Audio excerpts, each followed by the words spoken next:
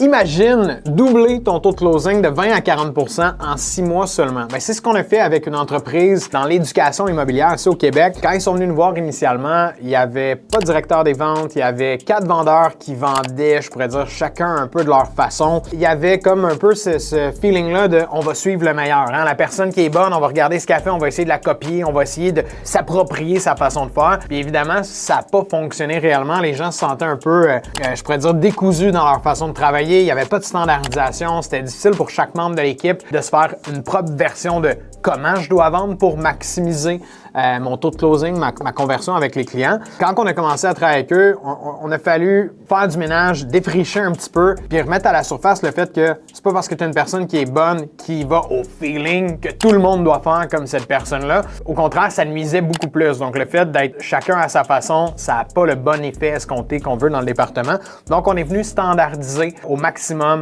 les procédures dans les ventes, standardiser la façon dont on répond aux objections, la façon dont on ferme les ventes.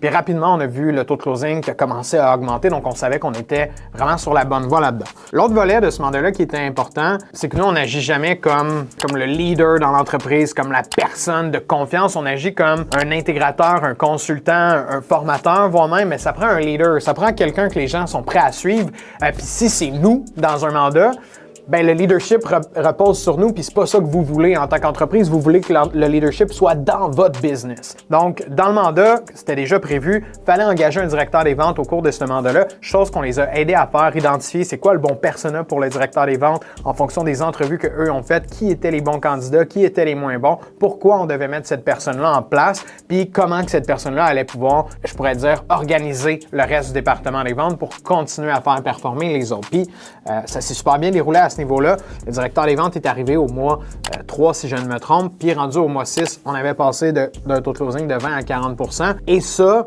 on n'a jamais eu besoin d'engager vraiment plus de vendeurs. On n'a jamais eu besoin nécessairement de faire des mises à pied, excepté une personne qui était la personne qui vendait au feeling, qui était super bonne, qui était performante, parce qu'elle, elle voulait pas respecter les règles, elle voulait pas respecter la culture, elle voulait continuer de faire à sa façon. Donc ça allait nuire au directeur des ventes, ça allait nuire à tout ce qu'on était en train d'implanter. La personne n'a pas eu le choix de quitter, en fait, l'entreprise et le vendeur ont consenti que c'était la meilleure chose à faire pour les deux parties à ce moment-là. Donc, ce genre de mandat-là, c'est des choses qu'on fait constamment. On vient assister les gens dans la mise en place d'un département des ventes qui est structuré, d'un département des ventes qui peut prendre la croissance. Là, en ce moment, ils ont grossi l'équipe, ils ont plus de vendeurs, plus de gens, mais la culture est là, les systèmes sont là, la standardisation est en place. Ils n'ont pas besoin de se casser la tête, ils ont juste à regarder par en avant.